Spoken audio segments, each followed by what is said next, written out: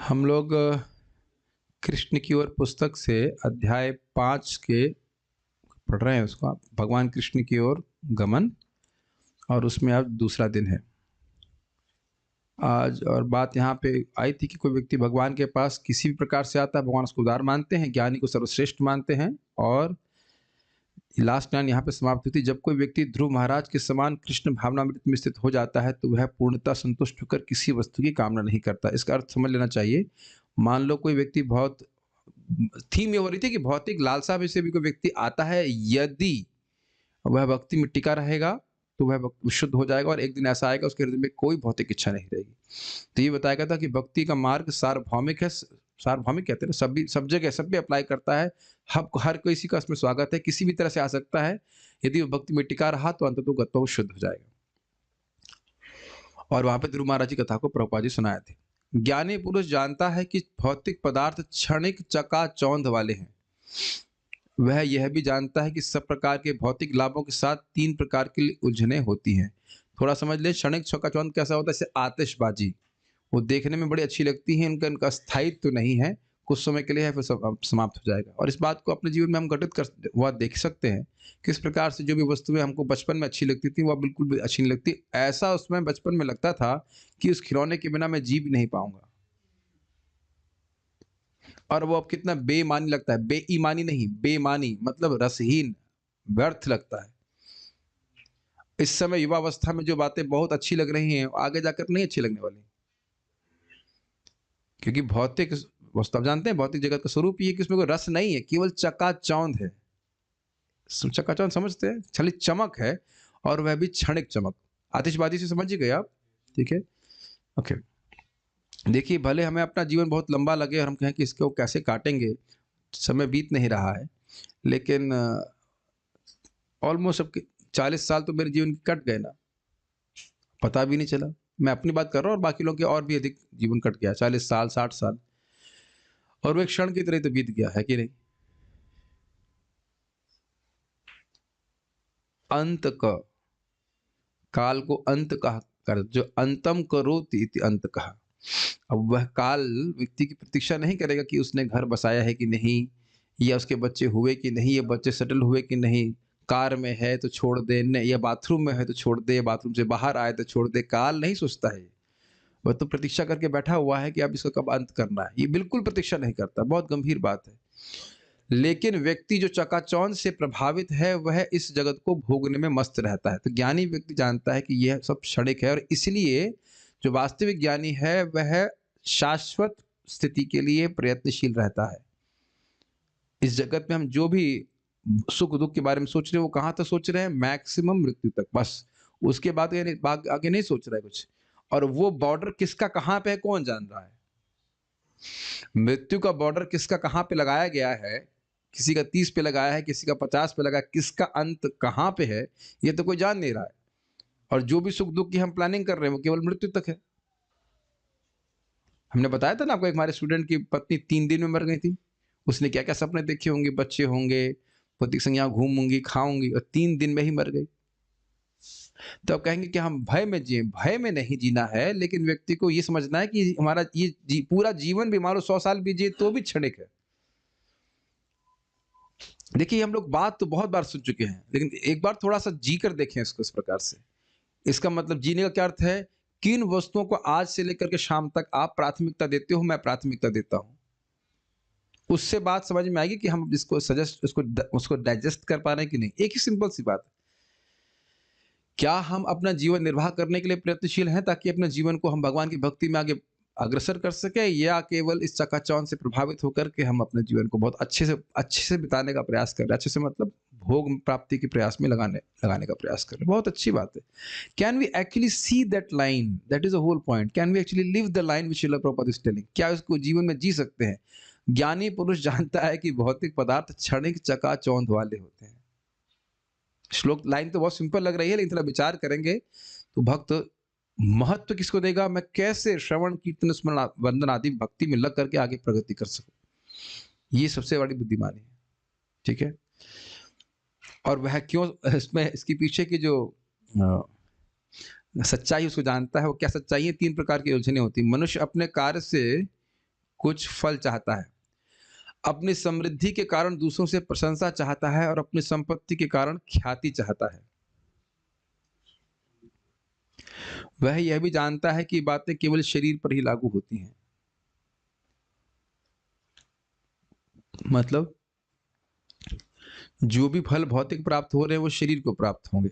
जो समृद्धि प्राप्त या समृद्धि के कारण जो प्रशंसा प्राप्त होती है वह भी शरीर को प्राप्त होती है। भाई उनका बंगला बहुत बढ़िया, देखा नहीं बंगला आपने उनका? उनका लड़का देखा कितना सुंदर लगता है। इसमें भी तो लोग बहुत मान करते हैं कि नहीं? हमारा लड़का बड़ा सुंदर है, बुद्धिमान है, हृष्ट पुष्ट है।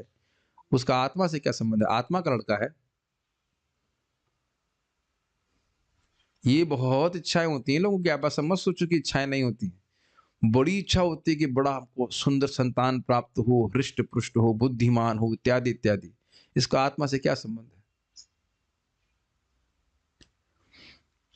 और ख्याति चाहता है।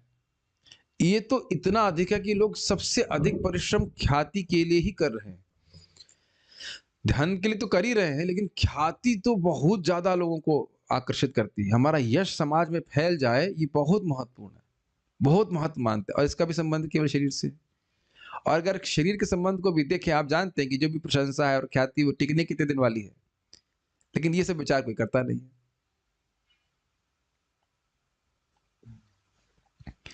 मैं कई बार इस बात को कहा हूं और फिर से कह रहा हूं कि इसी प्रकार से हम लोग गंभीरता से एब्जॉर्ब थे, अभिनिविष्ट थे पिछले जन्म में भी। कोई नया कार्य नहीं कर रहे हैं। देखिए मैं बार बार ये बात क्यों बोल रहा हूं, मनन करेंगे तो उसकी गंभीरता समझ में आती है। जितना हम इस जीवन में एब्जॉर्ब है मटेरियल लाइफ में, उतना ही पिछले जन्म में थे, एकदम कम नहीं। Does it make sense? तो इसलिए बुद्धिमान व्यक्ति, बुद्धिमान भक्त इस जगत की अवास्तविकता को, क्षणिकता को समझ करके उधर अभिनिविष्ट ना होकर के भगवान की भक्ति में ही आगे बढ़ने का प्रयास करता है। बात बार बार बोली जा रही ताकि किसी दिन शायद हमको समझ में आ जाए। इसलिए कम से कम जीवन में ये कोई भी निर्णय इसलिए मत कीजिएगा कि ये 3 चीजें चाहिए। हमें कोई भौतिक लाभ प्राप्त हो जाए, ख्याति मिल जाए, प्रशंसा मिल जाए। अगर इस चक्कर में पड़ेंगे तो हम फंसेंगे भौतिक चकाचौंध में। इससे हमारा कोई मतलब नहीं। देखिए इसके द्वारा कम से कम विवेक तो जागृत करना चाहिए। भले हृदय में इच्छा हो इस प्रकार की, हम बड़े ख्याति मिले, ये मिले, लेकिन उसको काटते हुए चलना चाहिए भक्त को। नहीं तो भक्ति भी हम इस चीजों के लिए कर सकते हैं। मुझे इससे क्या भौतिक लाभ प्राप्त होगा, मुझे संपत्ति मिलेगी कि नहीं, मुझे ख्याति प्राप्त होगी कि नहीं, इत्यादि इत्यादि। It can be, it is quite possible. ज्यादा संभावना ये है कि हम इन चीजों के लिए करने लग जाए, कम संभावना ये है कि भगवान की प्रसन्नता के लिए करेंगे, क्योंकि टेंडेंसी इस प्रकार की। ठीक है, हाँ। 3 चीजें बताई प्रभु जी आपने, कि ख्याति या फिर कुछ धन की इच्छा, प्रशंसा, स्मृति। हाँ, अगर ये चीजें मन में आती है तो particular time, as a particular time, उस टाइम क्या करें फिर? बस वही समझना चाहिए कि ये केवल चकाचौंध मात्र है। जैसे आप दिवाली में बहुत से लोगों को आप यहाँ पे आतिशबाजी करते हुए देखते हो, जब से आप यहाँ पे ज्वाइन किए हैं देखते हैं, लेकिन आप कोई आकर्षण नहीं महसूस करते। मैं नहीं समझ रहा हूँ कि हम में से कोई भक्त अब आतिशबाजी जला रहा होगा। हम तो ज्वाइन करने के बाद मुझे लगता है एक रॉकेट भी नहीं चलाए। उससे पहले कभी भी बहुत पहले छोड़ दिया था। दिवाली वाली तो छोड़ दिया था। बम फोड़ना तो बहुत बहुत साल पहले छोड़ दिया। तो वो लोग उससे आकर्षित हो रहे हैं कि नहीं, आतिशबाजी से? भक्त तो आकर्षित आकर्षित नहीं हो रहे। अब ऐसा तो नहीं कि भक्त लोग देख रहे हैं कि लोग कार में, बड़ी बड़ी कार में घूम रहे हैं तो वो बहुत सुखी हैं, तो हम भी अब कार प्राप्त करने के लिए प्रयास रहता है। एटलीस्ट जो भक्ति ठीक से कर रहे हैं। ये किसी की सुंदर पत्नी देख ले, भाई हमारी भी तो 2-3 तो इस तरह की होनी चाहिए।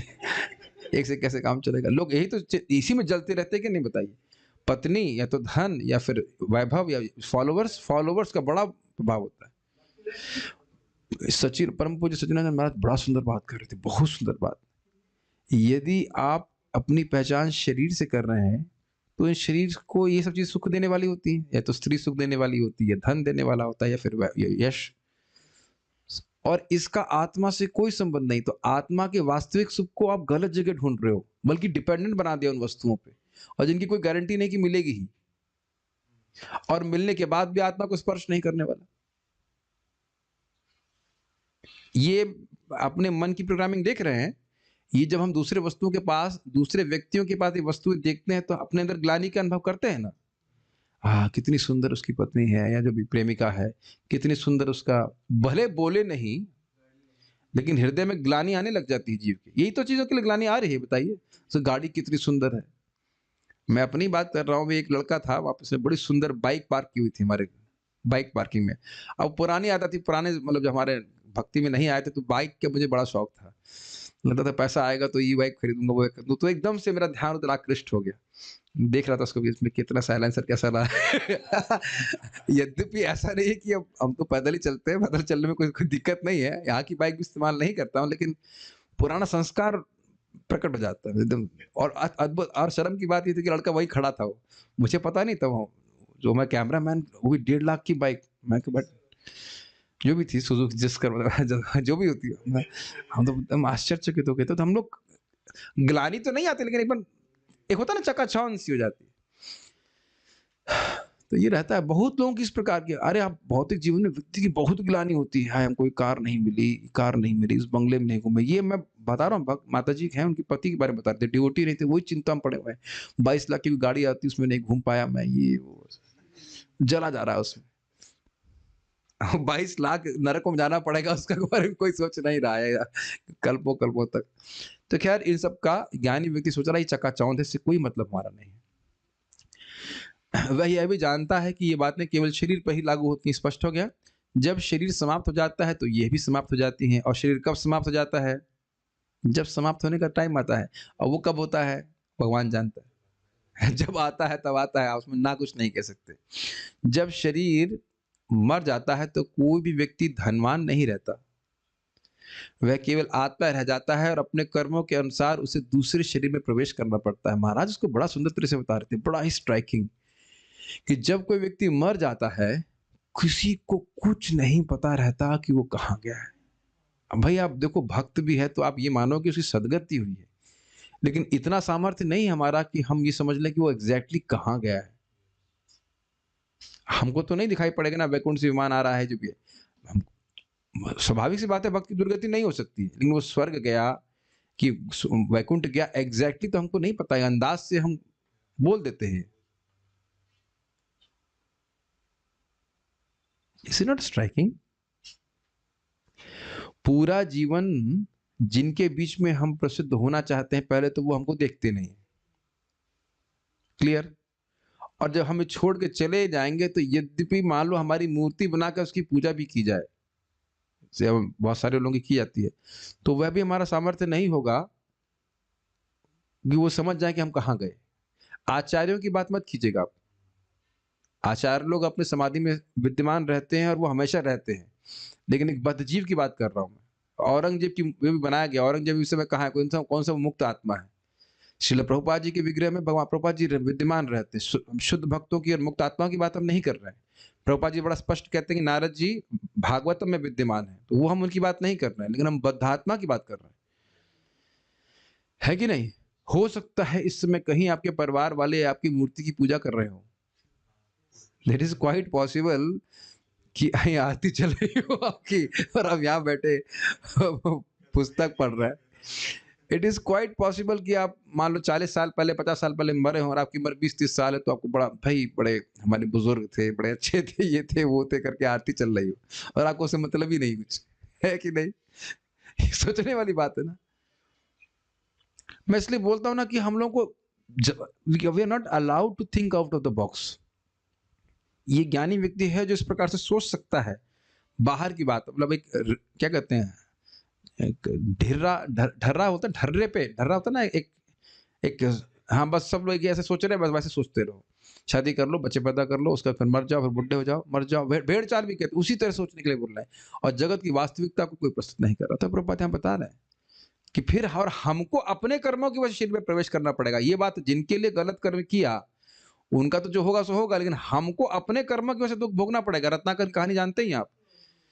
नारद जी को बोले कि तुम इतना पाप कर रहे हो, तुम्हारा पाप पत्नी भोगेगी? पूछ के जाओ। हाँ, क्यों नहीं भोगेगी? तो पत्नी से पूछा, पत्नी कहती मैं नहीं भोगूंगी, मेरा क्या मतलब है, तुम्हारा कर्तव्य है पालन करना, मैं तुम्हारा पाप क्यों भोगूंगी? पिता को पूछा, माता को पूछा, बेटे को पूछा, कोई नहीं भोग रहा था। कहता अरे मैं जिनके लिए कर्म कर रहा हूँ फालतू का पाप, वो तो भोगेंगे नहीं और मुझे भोगना पड़ेगा, मैं पाप क्यों करूं? तो बुद्धि आई इसकी। मैं आगे नहीं जा रहा हूं, मैं चाह रहा हूं कि इस बात पर विचार कीजिए। जिस प्रकार से मूर्खतापूर्ण रूप से हमने पिछले परिवार का खूब पोसा, उसी प्रकार से इस बार भी पोसने में लगे हुए हैं। अगर भक्ति नहीं कर रहे हैं तो बहुत नुकसान उठा रहे हैं। भक्ति कर रहे हैं अगर सब लोग तो ठीक है, सही बात है। Does it make sense? और क्या पुरस्कार है? पुरस्कार आप लोग वीडियो ऑन जो किए हुए देख ही रहे हैं, जो नहीं भी किए वो भी देख रहे हैं कि पुरस्कार प्राप्त हुआ। तो ये ज्ञानी व्यक्ति इस बात को समझ पाता है। जन्म मृत्यु जरा व्याधि दुख दोषानुदर्शनम। गीता कहती है कि ज्ञानी पुरुष इससे मोहित नहीं होता, क्योंकि वह जानता है कि वास्तविकता क्या है। तो फिर भौतिक संपत्ति पाने के लिए उसे इतनी चिंता क्यों करनी चाहिए? मतलब चिंता नहीं करने की जरूरत है।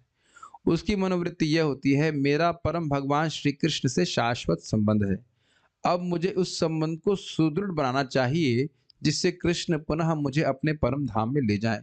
बड़ा ही सुंदर बात है। अगर आपको दिमाग में ये बहुत सिंपल है, लेकिन दिमाग में घुस जाए तो आपके जीवन की पूरी प्राथमिकता ही चेंज हो जाएगी। Does it make sense? It's like seeing your life, your whole life as a journey. अपनी पूरी शरीर को, पूरे जीवन को एक यात्रा की तरह देखें। और भगवान गीता में शब्द इस्तेमाल करते हैं, शरीर यात्रा पिचते न प्रसिद्धि कर्मणा। बिना कर्म किए शरीर यात्रा की प्रसिद्धि नहीं हो पाएगी, शरीर यात्रा चल नहीं पाएगी। यात्रा, शरीर यात्रा, इतना सुंदर शब्द है। यात्रा समझ रहे हैं? Is a journey. तो हम लोग यहाँ सोच रहे हैं कि डेस्टिनेशन हो गया, यहाँ खूब मजे से रहेंगे, खाएंगे पिएंगे, ऐसा है नहीं। यात्रा है, ट्रेन की तरह चलती जाती है और इसमें कोई ब्रेक भी नहीं लग रहा है। ध्यान दीजिएगा, इस यात्रा में कोई ब्रेक नहीं है। There is no break. Can you feel it? Can you accept this? इस यात्रा में कहीं कोई ब्रेक नहीं है, ना कोई स्पीड ब्रेकर है। चलते जा रहे हैं, चलते जा रहे हैं, चलते जा रहे हैं, चलते जा रहे हैं। हाँ, अब किस डायरेक्शन में जा रहे हैं व्यक्ति को देखना होगा। There is no break, continuous चलती जा रही यात्रा। मेरी बात समझ रहे हैं? ऐसा तो नहीं स्थगित होगा कि मैं अब और बूढ़ा नहीं होऊंगा, ऐसा हो सकता है? बहुत बड़े योगी हो जाए, आप सांस पी कर रह जाए बहुत देर तक, तो लंबा जी लेंगे, लेकिन सामान्यतः हमारी बात करें तो हम लोग, हमारा शरीर को ही देखें तो निरंतर परिवर्तित हो रहा है, निरंतर।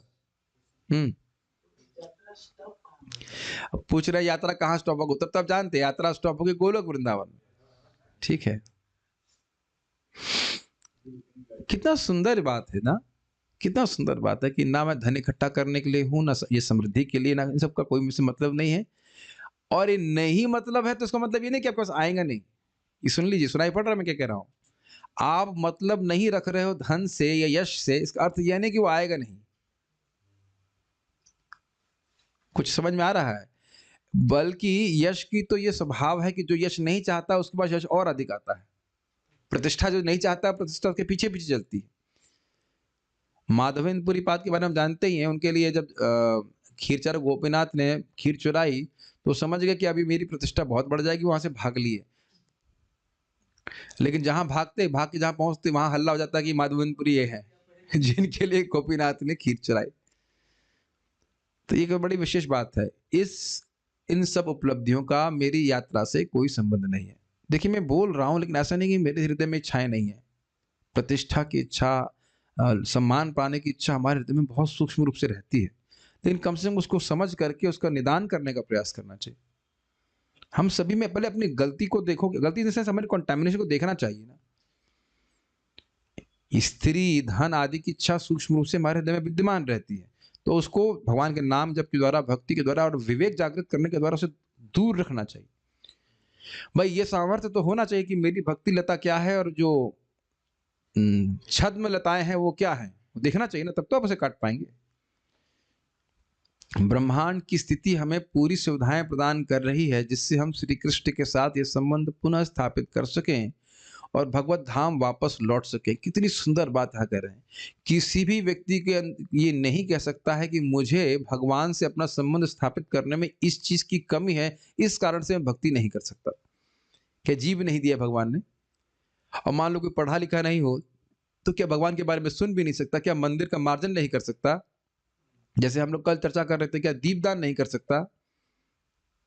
क्या कठिनाई है बताइए? कठिनाई अगर रुकावट कहीं है तो हमारी तरफ से, भगवान की तरफ से कोई नहीं है। अगर हमारी भक्ति में हम भगवान की शुद्ध भक्ति प्राप्त करना चाहते हैं तो अप्रतिहता कोई भी स्थिति इसको नहीं रोक सकती। ना स्त्री होना, ना बच्चा होना, ना बड़ा होना, ना बुढ़ा होना, ना अशिक्षित होना, ना शिक्षित होना, ना धनी होना, ना निर्धन होना, किसी भी तरह से आप भगवान की भक्ति कर सकते हो। यस्यात् सर्वत्र सर्वदा, भगवान की भक्ति कहीं पे भी की जा सकती है। ठीक है। हाँ, तो ऐसा भी आप नहीं कह सकते हैं कि अगर हम भगवान से अपने संबंध को स्थापित करना चाहें तो कोई रुकावट है। देखिए ये बात आपको बहुत सीधी सिंपल लग रही है। अन्य कार्यों में देखिए, इंजीनियर बनना है, लॉयर बनना है, डॉक्टर बनना है, तो उसमें कितनी कितनी प्री रिक्विजिट होंगी। ये करोगे तब ये होगा, तो फिर ये होगा, उसके बाद वो होगा, उसके बाद ये होगा, उसके बाद तुम लॉयर बन सकते हो, है ना। और वो भी संभावना पूरी नहीं है कि आप पास ही हो जाएंगे। पर पुण्य की बात छोड़ दीजिए, मेहनत तो चाहिए ना, बहुत सारी चीज चाहिए ना, ज्ञान होना चाहिए, ये चीज होना, प्री रिक्विजिट मतलब अब कुछ चीज अपेक्षित है कि ये चीज हो जाएगा, उसके बाद तुम प्राप्त करोगे। लेकिन मानव मात्र भगवान की भक्ति करने के लिए उपयुक्त है, मानव शरीर जिसे कहना चाहिए। इसके पास जीभ है वो हरे कृष्ण मंत्र बोल सकता है, कान से भगवान के बारे में सुन सकता है, प्रसाद कोई भी खा सकता है, कीर्तन में कोई भी नाच सकता है। तो ये कह रहे हैं कि ऐसा अब कोई कहे कि मैं इस वजह से भक्ति नहीं कर पा रहा हूं, तो अब वो एक नंबर का चोर है। कोई कारण नहीं है कि आप भक्ति नहीं कर सकते। यानी कि भगवत धाम जाने में कोई रुकावट नहीं है, अगर रुकावट है तो वो हमारी स्वयं की तरफ से। ठीक है। जीवन में यही हमारा लक्ष्य होना चाहिए। तो ये ज्ञानी पुरुष का लक्षण है। तो यानी स्वाभाविक सी बात है, ज्ञानी यहाँ निराकारवादी कतई नहीं है। निराकारवादी का इस प्रकार की बात नहीं समझ में आएगी। हमें जिन जिन वस्तुओं की आवश्यकता है, भूमि, अन्न, फल, दूध, गृह, वस्त्र, वे ईश्वर द्वारा प्रदान की जा रही हैं। रेज योर हैंड कि जिनमें से किसी को यहाँ पे सब प्राप्त नहीं है। ओके, ऑब्वियसली सबको प्राप्त है। भूखा तो कोई नहीं मर रहा है। हमें केवल शांति पूर्वक जीवन यापन करते हुए कृष्ण भावना भावित होना है। ये लाइन इतनी सिंपल है, इतनी प्रोफाउंड है। I mean you can not imagine how profound this line was. आज मैं इसी पे विचार ही कर रहा था। Can't we just be peaceful and practise Krishna consciousness? मंदिर में रहते हुए या घर में रहते हुए अन्य जगह, can't we just keep quiet? I mean keep quiet मतलब माइंड आवर ओन बिजनेस। भक्ति करो अपनी, नाम जप करो, सेवा करो, चुपचाप भगवान के पास चले जाओ। मेरी बात आप समझ पा रहे हैं मैं क्या कहना चाहता हूँ? ये इतना पता नहीं आप मेरी बात समझ रहे कि नहीं। हम लोग दुनिया जहान की चर्चा करते हैं, ये इशू है, वह इशू है, ये बात है, वो बात है। क्या उसका हमारी भक्ति से संबंध है? बहुत ही ज्यादा गंभीर बात है ये। शांति पूर्वक जीवन यापन करते हुए कृष्ण भावना भावित होना। ये जो लोग आश्रम में रह रहे हैं वो तो है ही, और जो लोग गृहस्थी में भी रह रहे हैं उनको भी विचार करना चाहिए। जिस तरह से भगवान रख रहे हैं अभी आज के दिन, क्या आप उसमें मर रहे हो? तो बताइए ग्लानि क्यों हृदय में निर्मित होने दें कि हमको ये प्राप्त हो जाएगा तो हम सुखी हो जाएंगे? क्या आप मेरी बात समझ पा रहे हैं सभी डिवोटीज? जिस तरह से आज रख रहे हैं, क्या ऐसा है कि आपके पास स्वेटर नहीं है पहनने के लिए? ये आप लोग बहुत सिंपल इस बात को ले रहे हैं। एक बार ग्लानि का निर्माण हो गया ना कि ये वस्तु मेरे पास नहीं, इसको प्राप्त करके मैं सुखी हो जाऊंगा, उसी दिन हम भक्ति को प्रायोरिटी कम देकर के उस वस्तु को प्राप्त करने में लग जाएंगे। क्या ये भक्तों के संग भी होता हुआ नहीं देखा जाता है? बिल्कुल देखा जाता है। जो अभक्त हैं उनको तो बात छोड़िए। एक व्यक्ति अभी बता दे, मैं जिन लोगों का वीडियो ऑन है, जो लोग यहाँ पे हैं उपस्थित, कि भाई आप लोगों को बहुत कम करके ठाकुर जी दे रहे हैं। Nobody is raising hands, it's a fact. अरे भाई आप किराए के घर में रह रहे, अपना घर में रह रहे हो। जो लोग अपने घर में भी रह रहे हैं, कि वाकई अपने घर में रह रहे हैं, वो भी किराए का ही घर है। वो भी किराए का घर है। मकान मालिक भगवान ही और कोई नहीं है। अभी तो ये घर भी किराए का मकान है। सही बात है कि नहीं? मैं फिर से रिपीट कर रहा हूं, क्या हम शांति से जीवन नहीं जी सकते हैं?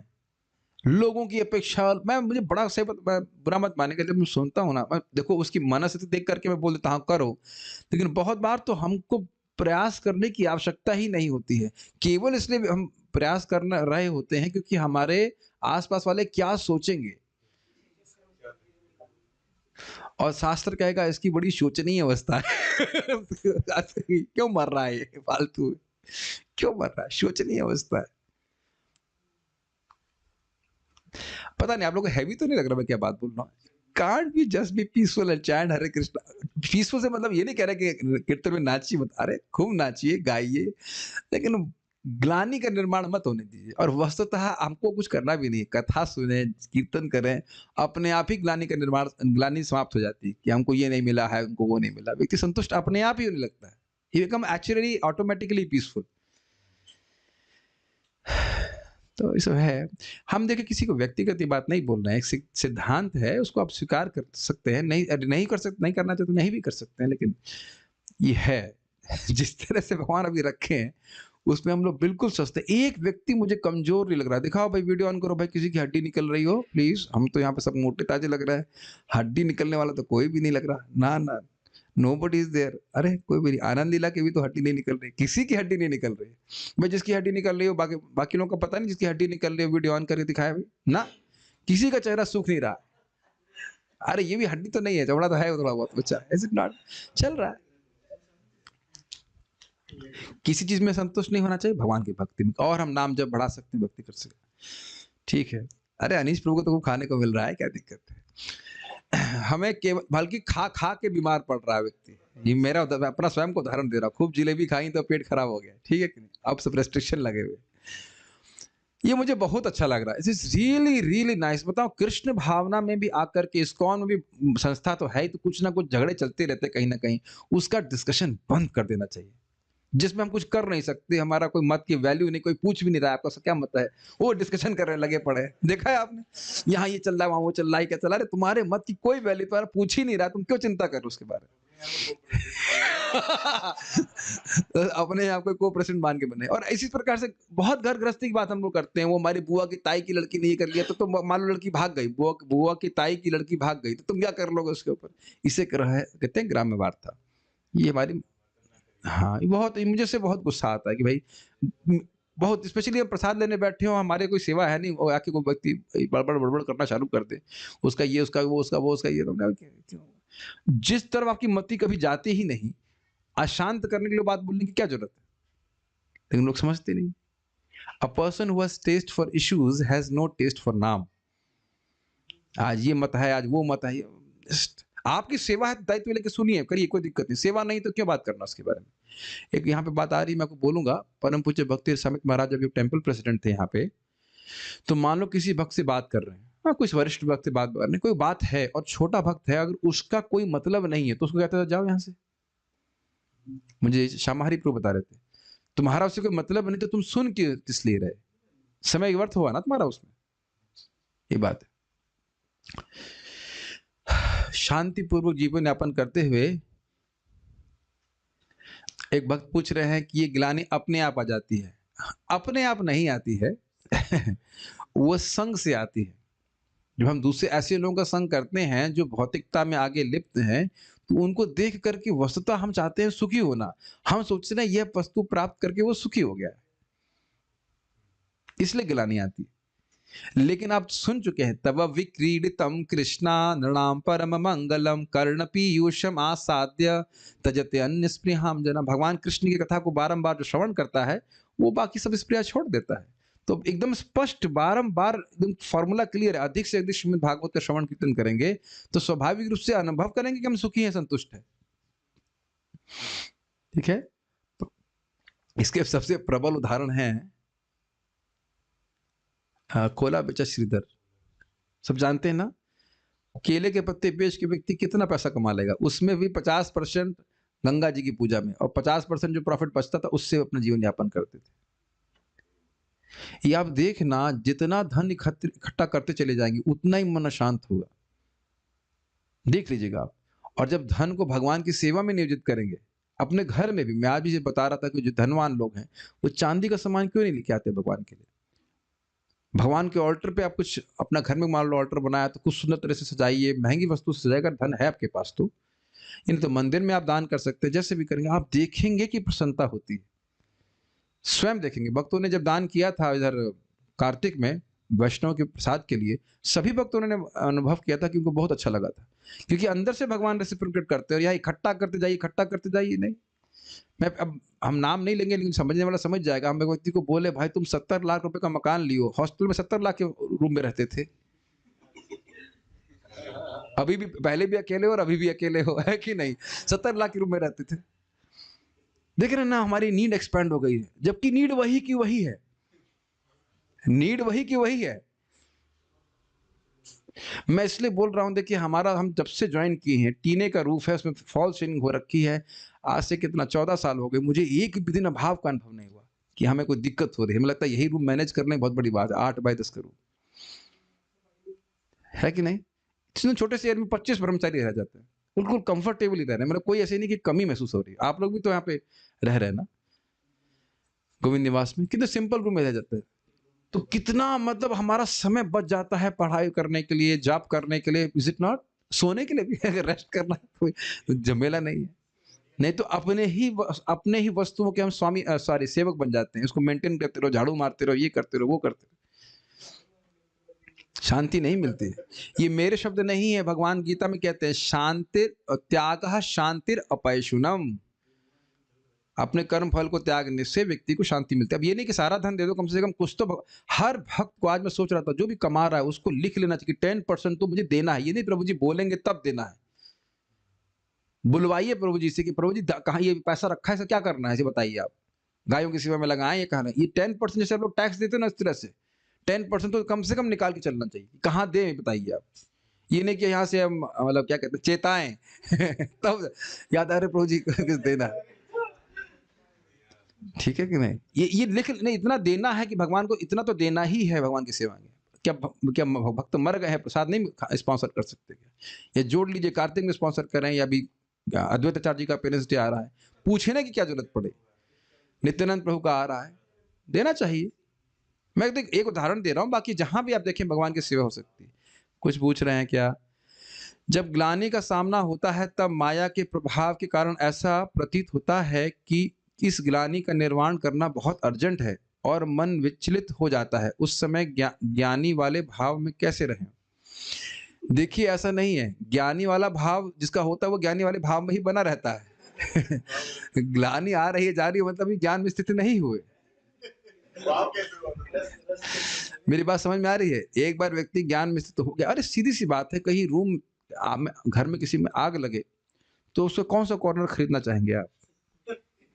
किसी बंगले में आग लगने वाली हो, आग लग गई हो, आधा जल चुका है आधा जलने वाला, तो उसमें कौन सा लेके भागेंगे? अपना सामान है ना। उसी प्रकार से आप जानते हैं कि 40 साल बीत गया, 20-30 साल बाद शरीर को फूंक के खत्म कर दिया जाएगा।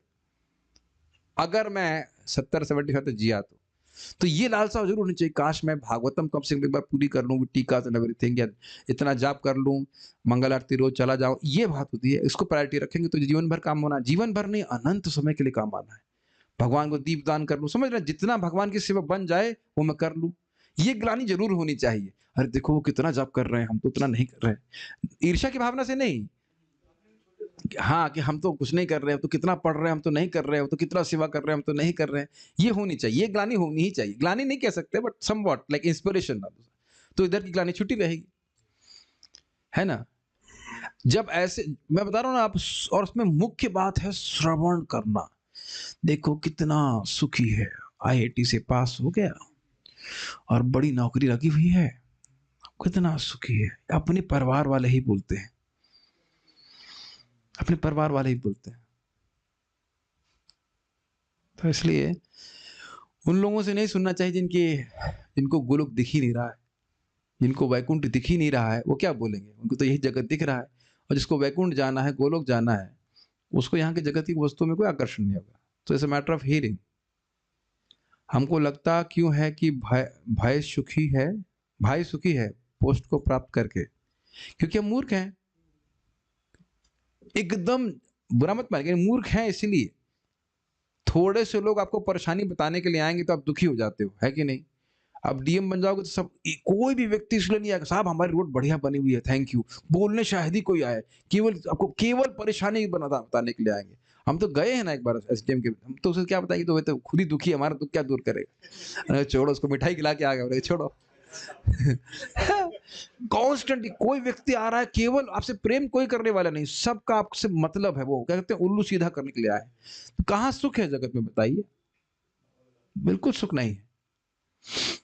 तो मैं खाली से बोला शांति पूर्वक जीवन यापन करने के बनाना चाहिए। बहुत हमको मतलब लगता है कि बहुत से हमारे भक्त लोग हैं जिनको कोई काम करने की जरूरत नहीं है, और वो बढ़िया से अपना भक्ति करें, पार हो जाए। या अगर करना भी होता है 1 घंटा 2 घंटा काम कर लाए, उसके बाद अपना। एनीवेज, मुझे तो दिख रहा है ये बात, अब बाकी इसको जैसे करना चाहे करें। यही हमारे जीवन का लक्ष्य होना चाहिए। और प्रभुपाद जी चाहते थे वर्णाश्रम और फार्म कम्युनिटीज क्यों चाहते थे? ताकि कम काम करना पड़े। आप तो जानते होंगे, खेत वेत में काम करने में 2-3 महीना काम करते हैं, उसके बाद तो फ्री रहते हैं पूरा। हाँ हाँ, 2-3 महीने बता रहे, 1 दिन मेहनत होती है। अब आजकल जो भक्त लोग भक्ति कर रहे हैं, देखो आप देखो नाइट शिफ्ट लोग कर रहे हैं, क्या उसका बैंड बजेगा बताओ स्वास्थ्य का? 1.5 लाख रुपए 1 लाख रुपए मिल भी रहा है तो उसे फायदा क्या होगा, जरा बताइए? साधना तो कुछ नहीं कर पा रहा है, मानव जीवन एकदम बेस्ट हो रहा है बिल्कुल, है ना? अब क्या बोल सकते हैं? अतः अन्न, वस्त्र, गृह, सुरक्षा और काम वासना के रूप में ईश्वर ने जो कुछ भी हमें दिया है उससे हमें संतुष्ट रहना चाहिए, तथा और अधिक और अधिक की कामना नहीं करनी चाहिए। एक बात यह प्रभुपाद ने बड़ी, देखो मैं जब बोल रहा हूँ, प्रभुपाद जी के अनुगत्य में ही तो बोल रहा हूँ कि मैं कुछ अलग बात बोली। अभी यही तो बोल रहा था ना, जो घर आपको दे दिया उसी में संतुष्ट रहिए, बहुत होगा पेंट करा दीजिए बस। पेंट करा, बहुत बुरा लग रहा पेंट। वस्तुतः पता हम लोग बोर हो जाते हैं। मैं आपको एग्जांपल दे रहा था, आज मैं सोच रहा था मंगल आरती में जब से ज्वाइन किया हूँ वही स्पीकर लगा हुआ है। आई एम काइंड ऑफ लगता है कुछ तो नया होना चाहिए, खराब ही नहीं हो रहा है। है ना?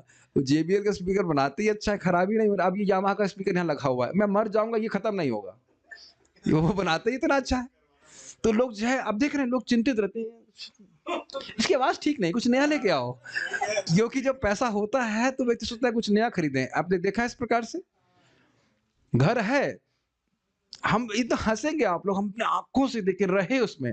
रोहिणी नंदन प्रभु के घर में गए थे, उनके पिताजी ने 1 2 3 4 माला बना रखा है, तो हम लोग सब टॉप वाले माले में गए, वो पूरा खाली है, तो उसमें हम लोग रहे। और उसके बगल में ही 1 2 3 4 बना रखा है, वो उसमें रह ही नहीं सकते क्योंकि लोग ही कम है मन के पास, पूरा खाली है, पूरा समझ रहे हैं? उनकी वो जीवन बीत जाएगा तो पूरे खाली, उनके बेटा भी जीवन बीत जाएगा, इतने बच्चे तो पैदा करने वाले नहीं, 2 लड़के हैं मैक्सिमम। देख रहे हैं कैसे समय मतलब वायु जो है व्यर्थ हो रही है। आप नहीं देखते इस प्रकार से, एक घर बना लेंगे, उसका दूसरा घर बना लेंगे, पैसा है तो समझ नहीं आ रहा क्या करना है, फिर दूसरे जगह बना लेंगे, ऐसे लग रहा है अपने को विस्तार करके सब जगह रह लेंगे।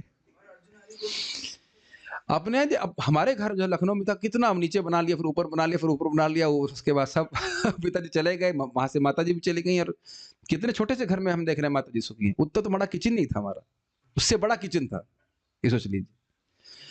पहले जिसमें बता रहे थे, तो ये तो मैंने प्रत्यक्ष देखा भाई कि छोटे और बड़े से मतलब नहीं है, संतुष्टि संतोष में है।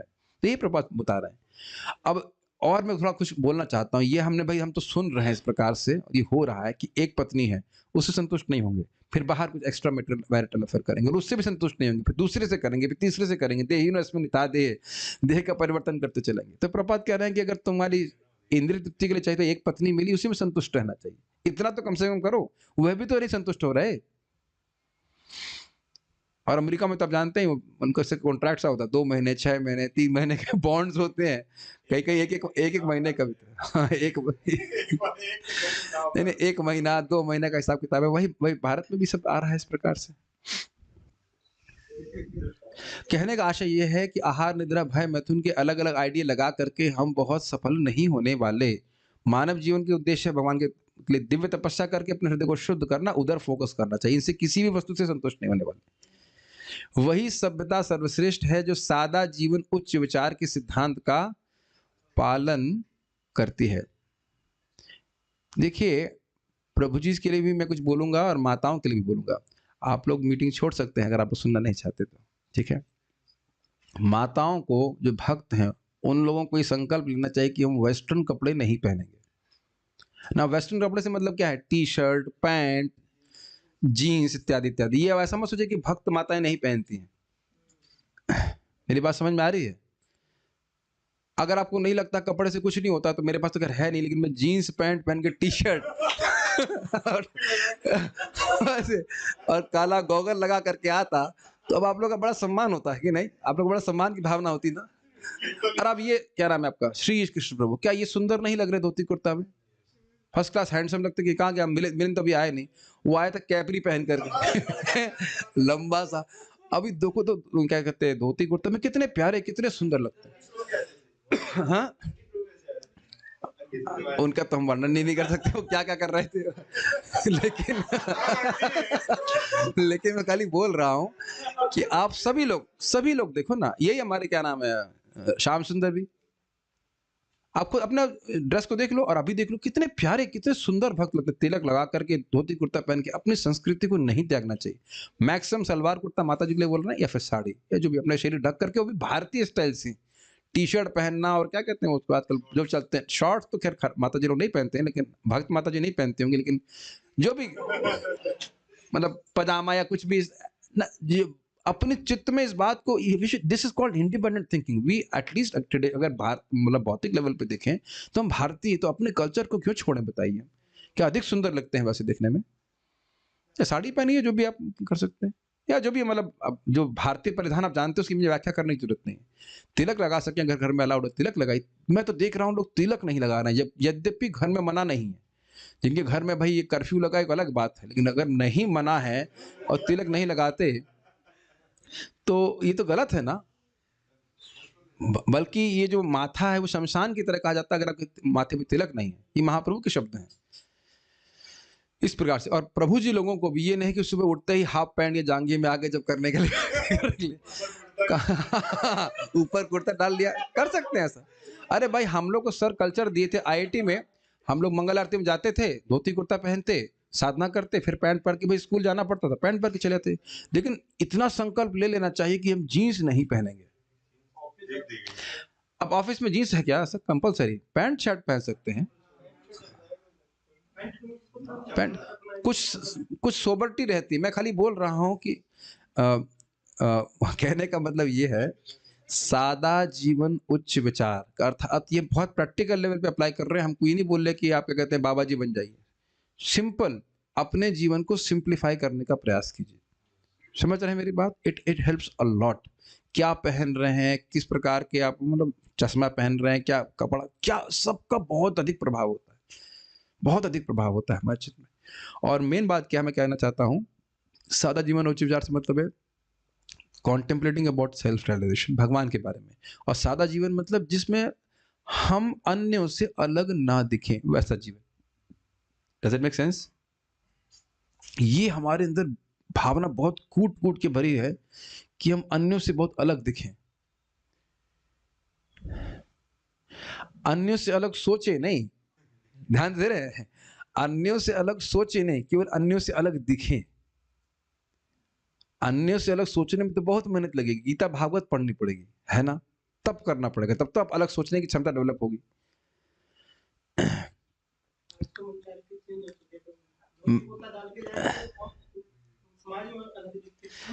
नहीं देखिए, अगर आप धोती कुर्ता में जाएंगे तो समाज में अलग दिखें तो दिक्कत क्या है? उससे ज्यादा अब ये बताइए, कम से कम आप फटी हुई जीन्स तो नहीं पहने हुए हैं 5,000 रुपए की। और अब तो क्या, मैं मंदिर में कभी कभी बाहर के लोगों को देखता हूँ तो बड़ा अजीब सा लगता है, माता जी लोग भी फटी फटी जीन्स पहनते हैं। जो भी कारण है, तो क्या वह बड़ा सुंदर लगता है? Is it not? वो आजकल जो बाल ऐसे ऐसे करके इधर काट के तो क्या वो अलग नहीं दिखते? उससे तो कम से कम अच्छा ही लग रहा है ना। यही तो बोलेगा पंडित जी, ये तो नहीं बोलेगा रॉक स्टार। अगर आपको धोती कुर्ता में देखेगा तो यही बोलेगा ना, पंडित जी गाली दे रहा है। हाँ, स्वामी जी बोल देगा, पंडित जी बोलेगा, है ना? आपको गाली देगा क्या? गाली है कि नहीं? मैंने देखा है कि धोती कुर्ता में जितने भगवान हमारे भक्त प्रभु जी लोग इतने अच्छे लगते हैं, माता जी लोग अपना जो सामान्य भारतीय ड्रेस होती है अच्छा लगते हैं, वैसा नहीं अच्छे लगते हैं। जो मैं इसलिए एक छोटा सा एप्लीकेशन नहीं कि पढ़ पढ़ के फिलोसफी सब दिमाग में घुसा लिया, जीवन में धारण करना नहीं, पहनना है हमको वेस्टर्न ड्रेस। वेस्टर्न ड्रेस हमको नहीं पहनना है, बस सीधी सीधी बात। तब तो आप कुछ सीख रहे हैं कृष्ण भावना में, नहीं तो हम बस खाली हरे कृष्ण माला के समय किया, बाकी कुछ सीख नहीं पा रहे हैं। Make sense? अब अगर आप कहीं नौकरी करने जा रहे हैं माता जी प्रभु जी लोग, जहां आपको पैंट शर्ट पहनना पड़े, तो उसके लिए तो मजबूरी हमको नहीं कर सकते, लेकिन कम से कम घर में तो ये संकल्प ले लेना चाहिए कि नहीं पहनना है। अरे भाई इतना तो कम से कम करे, धोती कुर्ता नहीं पहन सकते कम से कम कुर्ता पजामा पहनो चलेगा इतना, लेकिन अब ये नहीं कि जीन्स तो पुरुषों को बिल्कुल नहीं, डिवोटीज को बिल्कुल नहीं पहननी चाहिए। This is very bad. ठीक है, अब मैं खाली बोल रहा था कि सादा जीवन जिएंगे तो आपका प्रोसेसर खाली होगा उच्च विचार करने के लिए। इतनी बात समझ में आ रही है? ये इतनी सारी डिस्कशन का उद्देश्य समझ में आ रहा है? जब जीवन सादा होगा तो सोचने के लिए दिमाग रहेगा, नहीं तो उसी सारी बातों में चला जाएगा ना। अगर आपको अभी भी समझ में नहीं आ रहा, आप अपने उस चेतना को देखिए। जब हम लोग मतलब कर्मी जीवन में कपड़े खरीदने जाते थे, तो क्या चेतना रहती थी? ये बिल्कुल अलग कपड़ा होना चाहिए, बिल्कुल अलग शर्ट होनी चाहिए। और अभी आप लोग देखो जो धोती कुर्ता पहनते हो, क्या है वो व्हाइट वाला, वो साइज है एम साइज है, वो दे देना बस, पहने, खत्म। अरे बॉडी का नुकसान की बात छोड़ो, सबसे मेन बात है कि चेतना का नुकसान है। सबसे बड़ा नुकसान हमारा चेतना का नुकसान है। शरीर का नुकसान तो जो है सो है, ठीक है ना। हम लोगों को प्रयास करना है कि हमारी जो प्रवृत्ति है बद्ध जीव होने के नाते जगत का केंद्र होने की, उसको हमें रिवर्स करना है। Does that make sense? ठीक है। भोजन अथवा काम वासना का किसी कारखाने में निर्माण करना संभव नहीं है। ये समझ में आ गया? बोल्ट नहीं खा सकते हैं। और अगर स्त्री भी किसी को चाहिए तो स्त्री भी आप मशीन में नहीं बना सकते हैं। किसी को पुरुष चाहिए तो मशीन में नहीं बनेगा। ये और जो भी अन्य पदार्थ हमें चाहिए वे ईश्वर द्वारा उपलब्ध होते हैं। मालूम को ये बड़ा सुंदर बात प्रपात कह रहे हैं कि महाभोगी भी तुम हो तो भी स्मरण करना चाहिए कि भोग भी भगवान नहीं दिए हैं। इस भोग के लिए भी मैं भगवान पर निर्भर हूँ। हाँ, प्रभुपाद जी शराब के बारे में बोले थे, कोई शराब भी पी रहा है तो उसे स्मरण होना चाहिए कि शराब अंगूर से आई है, वटेवर अंगूर की बेटी है जो भी, और अंगूर भी भगवान की ठाकुर जी की कृपा से आए। ठीक है, ओके। हमारा कार्य तो बस इतना है कि इन पदार्थों का से लाभ उठाएं और ईश्वर भावना भावित हो जाएं। यद्यपि ईश्वर ने इस पृथ्वी पर शांति पूर्वक रहने के लिए, कृष्ण भावनामृत में प्रगति करने के लिए और अंत में उनकी शरण में आने की सब सुविधाएं हमें प्रदान की हैं, किंतु इस कलयुग में हम बड़े अभागे हैं। हम अल्पायु हैं और अनेक लोग भोजन, आवास, विवाहित जीवन और प्रकृति के प्रहारों से सुरक्षा से वंचित हैं। यह स्थिति वर्तमान कलयुग के प्रभाव के कारण है। इसलिए इस युग की भयावह स्थिति को देखकर चैतन्य महाप्रभु ने आध्यात्मिक जीवन पद्धति के अनुशीलन की अनिवार्य आवश्यकता पर बल दिया। यह हमें कैसे करना चाहिए, चैतन्य महाप्रभु ने इसका सूत्र बताया। एक बात थोड़ा समझ लीजिए कि इस समय हमारे पास ज़्यादा क्षमता नहीं है कि हम बहुत धर्म पालन कर पाए। प्रभुपाद जी कहते हैं 20 प्रकार के धर्मशास्त्र हैं, सबका पालन करने बैठेंगे तो जीवन ही हमारा जो है समाप्त हो जाएगा। इसीलिए महाप्रभु ने धर्म के सार के रूप में क्या कहा? हरेर नाम हरेर नामेव केवलम कलौ नास्तेव नास्तेव नास्तेव गतिर अन्यथा। हरि का नाम हरि का नाम हरि का नाम ही केवल। ठीक है, कलौ कलयुग में नास्तेव, नास्तेव का अर्थ क्या है? नहीं, इसका अर्थ ये नहीं है। ये तो अर्थ है कि नहीं है, इसका अर्थ क्या है? इसका अर्थ ये है कि कर्म नहीं। दूसरा नास्तिवेव मतलब ज्ञान मार्ग नहीं, और नास्तिवेव तीसरा का अर्थ है योग मार्ग नहीं। समझ में आया? नास्तिव नास्तिव नास्तिव का अर्थ है कि ना कर्म मार्ग गति प्रदान कर सकता है, गति का मतलब शरण, ना ज्ञान मार्ग शरण प्रदान कर सकता है, और ना योग मार्ग अर्थात अष्टांग योग शरण प्रदान कर सकता है। केवल हरि का नाम ही गति है, शरण है इत्यादि। हाँ, ज्ञान मार्ग भी नहीं, केवल हरि का नाम ही उद्धार करने वाला, क्योंकि हमारी क्षमता ही नहीं इसे करने की। देखिए, दो बात ध्यान देने वाली, एक तो है कि हमारी क्षमता नहीं सब कुछ करने की, बहुत धीरे धीरे प्रोग्रेस होती है उसमें, और दूसरा हरे कृष्ण मंत्र अपने आप में से सबसे अधिक समर्थ है।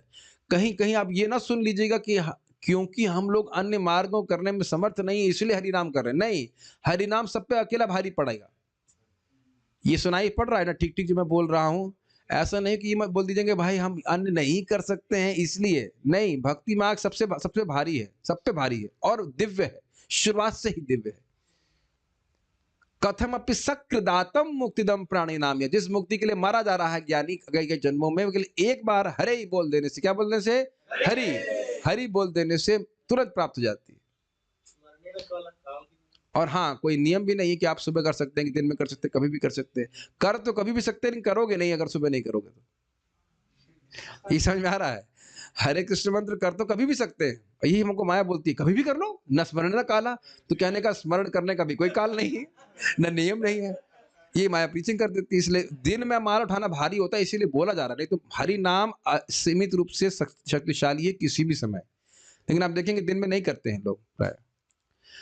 अर्थात केवल हरि का नाम, हरि का नाम, हरि का नाम ही रक्षक है। कलयुग में और कोई गति नहीं है, नहीं है, नहीं है। इस बात की चिंता मत कीजिए कि आप कारखाने में, नरक में, झोपड़ी में या किसी गगनचुंबी भवन में हैं। केवल हरे कृष्णा, कृष्णा कृष्णा, हरे हरे, हरे राम, राम राम, हरे हरे, इस महामंत्र का जप करते रहिए। इसमें ना कोई ना कोई व्यय है, ना बाधा, ना जाति बंधन है, ना धर्म बंधन है, ना वर्ण भेद है। इसे कोई भी कर सकता है। केवल कीर्तन कीजिए और सुनिए। तो बड़ा स्पष्ट है। प्रभुपाद जी बड़ा सुंदर कहते हैं, you don't know how much power you are transferring when you chant Hare Krishna and hear Hare Krishna. भगवान अपने सारे नाम शक्तियों को अपने नाम में रखा हुआ है। आप बोलिए और श्रवण कीजिए, वो सब आपके हृदय में जा रहा है। बहुत शक्तिशाली हो जाएंगे आप actually. Highest power is having deep faith in the holy name. भगवान के नाम की सारी शक्ति आपके पीछे, अगर भगवान के नाम में श्रद्धा है आपके, है कि नहीं? थोड़ा मौज और पढ़ लेते हैं। आज तो सबको नौकरी कहीं जाना नहीं है, तो आज हम थोड़ा सा ओवर टाइम कर देते हैं। सौभाग्य से यदि कोई मनुष्य कृष्ण भावनामृत के संपर्क में आता है और किसी प्रामाणिक गुरु के संरक्षण में इसकी साधना करता है, तो शायद वह भगवत धाम लौटेगा। लिखा है ना इसमें, तो वह निश्चय ही भगवत धाम लौटेगा। और ऐसा मत सोचिएगा कि आप में से कोई भी व्यक्ति ऐसा है जो इसमें एक्सेप्शन है। हम सभी लोग प्रामाणिक गुरु की शरण में हैं। जो भी भक्त हैं, प्रभुपाद जी के अनुगत ही तो बात बता रहे हैं। हम कोई बाहर से तो कुछ बात बता नहीं रहे हैं।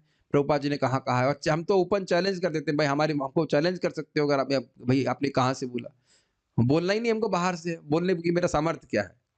प्रामाणिक बात बतानी है। कल एक बात हम क्लियर कर दे रहे थे, वो जो दीपदान के बारे में बात कर रहे थे, आज से बात कर रहा था, बताया गया था उसमें ऑड नंबर ऑफ आइटम्स भगवान को अर्पित करने चाहिए। उसका मतलब ये था कि 1 या 3 या 5 आइटम ऑफर करना है।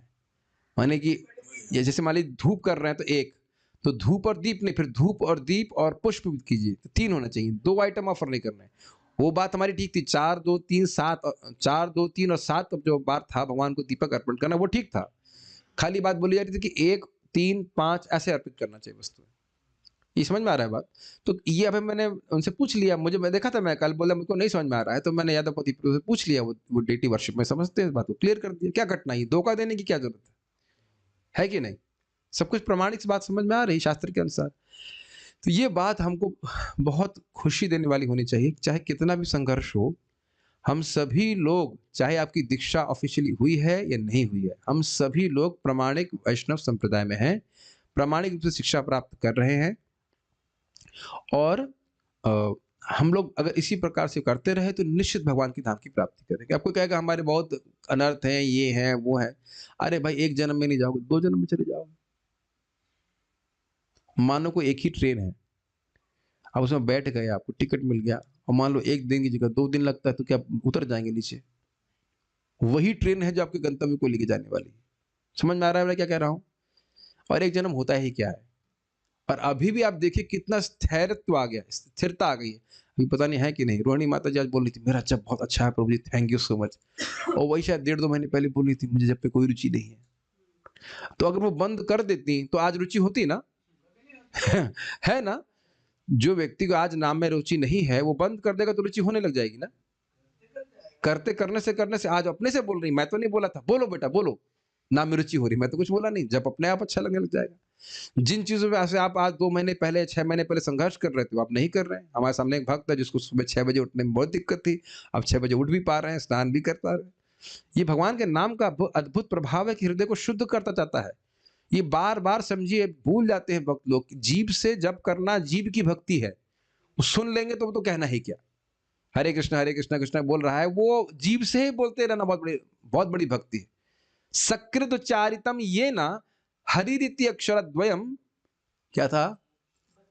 बद्ध परिकरस्ते ना मोक्षाया गमनम प्रति। केवल एक बार हरि बोलने से व्यक्ति मोक्ष की ओर उन्मुख हो जाता है। बताइए, केवल बोलने मात्र से। तो ये बात बारंबार हमको सुननी होगी, याद करनी होगी, ताकि हम समय व्यर्थ ना करके भगवान के नाम जप में, भगवान के बारे में श्रवण कीर्तन में बिताएं। Make sense? और उसमें भी आप सब लोग देख रहे हैं कि हम लोग को कितना सुंदर वैष्णव का संग प्राप्त है कि बड़ी आसानी से हो भी जाता है।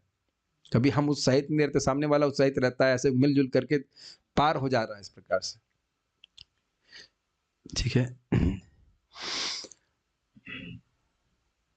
तो इस प्रकार की ज्ञानी की स्थिति कैसे प्राप्त होती है, थोड़ा मेरा 15 मिनट और पढ़ूंगा मैं, 11:30 पे समाप्त करेंगे। मेरे पीछे बोली, बहुनाम जन्म नाम अंते बहुनाम जन्मनामन्ते ज्ञानवान माम प्रपद्यते ज्ञानवान् मां प्रपद्यते वासुदेवः सर्वमिति वासुदेव स सर्वमिति महात्मा सुदुर्लभः। स महात्मा सुदुर्लभः। अनेक जन्म जन्मांतर के बाद जिसे सचमुच ज्ञान होता है, वह मुझको समस्त कारणों का कारण जानकर मेरी शरण में आता है। ऐसा महात्मा अत्यंत दुर्लभ होता है। श्रील प्रभुपाद जी इसको बोलते हैं कि आप जन्म जन्मांतर के ज्ञान के अनुशीलन के बाद समझें कि कृष्ण भगवान है और उनकी शरण में जाना है, या एक महान वैष्णव गुरु का आश्रय प्राप्त करके उनसे सुन करके समझ लें कृष्ण मेरे प्रभु हैं और उनकी सेवा शुरू कर दीजिए। तो वहीं से शुरू कर दिया आपने। Does that make sense? बहुत रिसर्च करने के बाद समझे कृष्ण भगवान है और गुरु जी सुन लिया कि कृष्ण भगवान है, एक ही बात है, अलग बात नहीं है। कंक्लूजन तो भगवान बोल ही दिए कि कृष्ण ही सब कुछ है। आज के सुबह शाम के एक श्लोक में यही चर्चा की जाएगी। भगवान के अलावा कुछ है ही नहीं जगत में, सभी भगवान ही अपनी शक्तियों के रूप में जगत में विद्यमान है और उनकी सेवा के अलावा हम और कुछ कार्य कर नहीं सकते, तो उन्हीं की सेवा करनी चाहिए। ये समझ में आ रही है? वासुदेव सर्वमिति, सभी कुछ भगवान का ही है, भगवान से आया है, मैं भी भगवान का हूं, मुझे भगवान की सेवा करनी है। इतनी सी बात अगर गुरु जी से सुन के समझ गए तो बहुत अच्छी बात है। और नहीं तो बिल्कुल आसान है, अगर श्रद्धा करते हो तो बिल्कुल आसान है। अरे तो पाप में जीवन है, मगर जीवन भर पाप में है और भगवान का नाम कमजोर है। कुछ भी हो, जन्म कोटि हंसाम अपी, क्या अर्थ है जरा बताइए इनको, माइक दीजिए, इनको माइक दीजिए। जन्म कोटि अहंसाम अपी का अर्थ क्या होता है? जन्म का अर्थ क्या है बताओ, मैं हेल्प करता हूँ। जन्म का मतलब क्या होता है? जन्म का मतलब जन्म, पूर्व जन्म। कोटि का मतलब क्या होता है? करोड़ों। अहंसाम का मतलब क्या होता है? पाप। जन्म कोटि अहंसाम अपी, करोड़ों भी, करोड़ों जन्मों के पाप भी, यद व्याजहार, जब उसने एक बार बोला, पढ़ते तो हो नहीं, बस भागवत पढ़ने पढ़ी है, इसको याद रखिए। यद्यपि अजामिल को कुछ नहीं लग रहा था, जैसे आपको भी कुछ नहीं लग रहा, बोलो कृष्ण बोलो। कुछ लगा आपको? बॉडी में कुछ फीलिंग आई? कुछ भी नहीं, ऐसे वो बोला था, नहीं ऐसे बोली, नारायण अपनी माँ की गोद से मेरी गोद में आओ। बोलो बोलो पूरा बोलो। हाँ, माँ की गोद से मेरी गोद में आओ। कुछ नहीं हुआ है ना, कुछ नहीं। ए राम रस लेके आना, आप लोग कुछ नहीं होगा। लेकिन उसी दिन शास्त्र का वचन है, यद व्याजहारा, जिस दिन उसने पहली बार नाम उच्चारण किया, उसी दिन उसके अनंत जन्मों के पाप नष्ट हो गए। फिर कहेंगे पाप कैसे उपस्थित हो रहा था? अभ्यास के द्वारा। इसीलिए मैं बोल रहा हूं, भागवत ऐसे नहीं समझ में आती है, बारंबार उस पर विचार करेंगे, बार बार हम विचार करेंगे तब वो धसेगा। महाराज बोल रहे थे भक्तों को भी संदेह रहता है, अरे पिछले जन्म के संस्कार है, ये है वो है, ये है वह है, सब खत्म कर दिया। लेकिन प्रभु जी वो पाप करने से पहले भी तो पूजा पाठ या फिर भक्ति वगैरह कर रहा था ना ये जामिल। अजामिल जब वैश्या का संग कर रहा था, कौन सी पूजा कर रहा था? नहीं, एक मिनट, कौन सी देवता की पूजा कर रहा था ये बताइए। आपका फोटो लगा के तो आरती नहीं कर रहा था। कैसे प्रश्न करते हैं? देख, अजामिल की स्टोरी भी जानते नहीं है, कुछ नहीं, सारा तो मैं श्लोक भूल रहा हूँ, नामना नष्ट सदाचारा दास्या संसर्ग दूषिता, ये शब्द था। एकदम कोई ब्राह्मण का कर्तव्य सब छोड़ दिया उसने, सारा कर्तव्य छोड़ दिए थे। वही ब्राह्मण था ना, सारे सब छोड़ दिए, कुछ नहीं कर रहा था वो, और करने की कोई प्लानिंग नहीं थी। 83 साल में बच्चा उत्पन्न किया, बताइए कितना कामी होगा। 83 साल, 83 साल में बच्चा पैदा करना, और फिर भी देखिए, और नाम भी उसने रख रहा है नारायण, तो केवल बच्चे को बुलाने के लिए बोल रहा है, कोई माला नहीं पकड़ा, कोई ध्यान से भी क्या करेगा, ध्यान तो बच्चे में लगा हुआ है, तब भी इसके पाप नष्ट हो गए, बताइए। तो मैं खाली बोल रहा था कि भाई हाँ, तो ये संभव है, सब कुछ पाप अब नष्ट हो जाता है। ये बस समझ लीजिए, वैष्णव संग प्राप्त हो जाए और व्यक्ति उसको वो इतना प्रबल है कि पापी से पापी व्यक्ति भी चेंज हो जाता है। ठीक है ना? ये मेरे शब्द नहीं, आप प्रभुपाद जी का लेक्चर इस श्लोक पे सुनिएगा। प्रभुपाद इसको एकदम स्पष्ट बोलते हैं, तुम कई कई जन्मों में ढूंढते फिरो और या गुरु की शरण लेकर के समझ लो कि कृष्ण भगवान है। ईश्वर विज्ञान के लिए दार्शनिक खोज अनेक जन्मों तक करनी होती है। ईश्वर अनुमति बहुत सरल है किंतु साथ ही साथ बहुत कठिन भी है। जो व्यक्ति कृष्ण के वचनों को सत्य के रूप में स्वीकार कर लेते हैं उनके लिए तो यह अनुमति बहुत सरल है, स्पष्ट है। किंतु जो लोग अपनी दार्शनिक या ज्ञान की प्रगति के बल पर खोज करने की कोशिश करते हैं उन्हें अपना विश्वास पैदा करने के लिए इस खोज की क्रमिक अवस्थाओं में से गुजरना पड़ता है और यह प्रक्रिया कई जन्मों का समय ले लेती है। अब समझ में आ गया? जो मैं एकदम सत्यापित बात है ना। आप गुरु जी सुन लीजिए, कृष्ण भगवान है, क्या करना है गुरु जी, क्या करना है? भगवान का मंगल आरती करनी है, अच्छा ठीक है, और क्या करना है? जप करना है, उसके बाद ये करना है, उसके बाद ये करना है, भोग लगाना है, ये करना है। गुरु, एक प्रामाणिक गुरु वास्तविक एक शिष्य को पूरा ट्रेनिंग करता है कि पूरे दिन में उसके कृष्ण के अलावा कुछ हो ही नहीं करने के लिए। यही तो है वासुदेवम सर्वमिति का अर्थ। कृष्ण ही सब कुछ है, कृष्ण माता, कृष्ण पिता, कृष्ण धन प्राण, ये करना है। ऐसा नहीं कि कृष्ण सब कुछ है उसके बाद मैं खाली सो जाऊंगा जाकर के। कृष्ण सब कुछ है मतलब कृष्ण की सेवा के अलावा जीवन में और कुछ नहीं करना है, ये बात। उतना नहीं कर सकते तो कम से कम नौकरी के अलावा जो काम है वो तो कृष्ण भक्ति का होना चाहिए एटलीस्ट। प्रभुपाद इस बात को बोले थे, गृहस्थ लोग 8 घंटा काम कर सकते हैं, उसके बाद बाकी का समय तो भगवान की भक्ति में ही लगाना है, ही नॉट भी, ठीक है। आध्यात्मवादी भिन्न भिन्न प्रकार के होते हैं जो तत्वविद कहलाते हैं। नहीं, ये टॉपिक चेंज होगा तो हम उसको बाद आगे देखेंगे। कुछ यहाँ पे देख लेता हूँ कि क्या प्रश्न है। तो हमने आज यहाँ पे सीखा कि जो ज्ञानी व्यक्ति है वो इस जगत की चकाचौंध से प्रभावित नहीं होता। वो जानता है कि जीवन एक is not a destination, is a station, एक यात्रा के समान है और आगे हम इस यात्रा से आगे बढ़ेंगे। और वहां इस पे बताना भूल गया था, कम से कम बुद्धिमान व्यक्ति को ये सोचना चाहिए कि मुझे स्वर्गीय शरीर प्राप्त हो, कम से कम न्यूनतम टारगेट तो वैकुंठ होना चाहिए। और उतना नहीं कर रहा तो कम से कम ऐसे कर्म तो करे जो स्वर्गीय शरीर प्राप्त हो और निम्न योनि बिल्कुल नहीं प्राप्त हो। और इस क्षणिक वस्तुओं के पीछे भागने के बजाय वह अपने आध्यात्मिक कल्याण के बारे में सोचता है और उधर अपनी एनर्जी को लगाता है, शक्ति को लगाता है। एक उदाहरण देके मैं समाप्त करूंगा, जो मैं कई बार दे चुका हूं। जो व्यक्ति IAS की तैयारी कर रहा है फॉर एग्जाम्पल, या किसी कठिन एग्जाम की तैयारी कर रहा है, तो वह भी खाता पीता सोता है, लेकिन उसका मेजॉरिटी समय अपने लक्ष्य की प्राप्ति के लिए होता है। इतनी बात तो समझ में आती है, बहुत सिंपल तरह से समझा रहा है। तो उसी प्रकार से हम भगवत प्राप्ति करना चाहते हैं तो हमारा मेजॉरिटी समय भगवान की भक्ति के लिए लगना चाहिए। बाकी आप खाने पीने सोने के लिए तो कुछ ना कुछ करना ही पड़ेगा, ठीक है। Okay, so we shall stop here. Srila Prabhupada की जय, श्री कृष्ण की ओर पुस्तक की जय, ताई गौर प्रेमानंदे।